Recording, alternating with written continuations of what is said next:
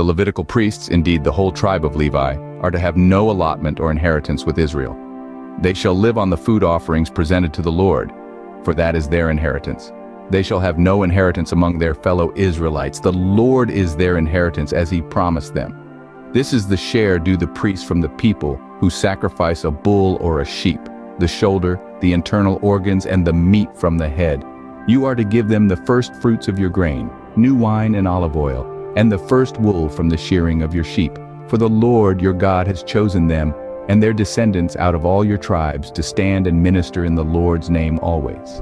If a Levite moves from one of your towns anywhere in Israel where he is living, and comes in all earnestness to the place the Lord will choose, he may minister in the name of the Lord his God like all his fellow Levites who serve there in the presence of the Lord. He is to share equally in their benefits, even though he has received money from the sale of family possessions.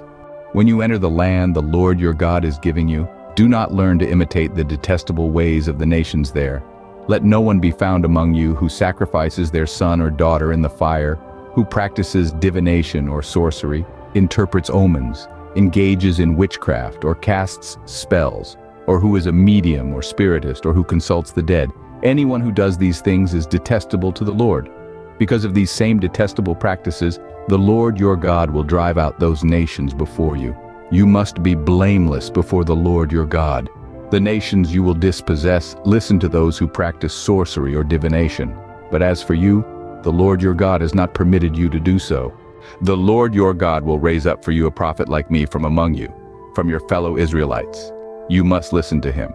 For this is what you asked of the Lord your God at Horeb on the day of the assembly, when you said, "Let us not hear the voice of the Lord our God, nor see this great fire anymore, or we will die." The Lord said to me, "What they say is good. I will raise up for them a prophet like you from among their fellow Israelites, and I will put my words in his mouth. He will tell them everything I command him. I myself will call to account anyone who does not listen to my words, that the prophet speaks in my name. But a prophet who presumes to speak in my name anything I have not commanded, or a prophet who speaks in the name of other gods, is to be put to death."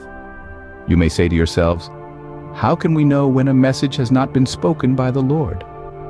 If what a prophet proclaims in the name of the Lord does not take place or come true, that is a message the Lord has not spoken. That prophet has spoken presumptuously, so do not be alarmed.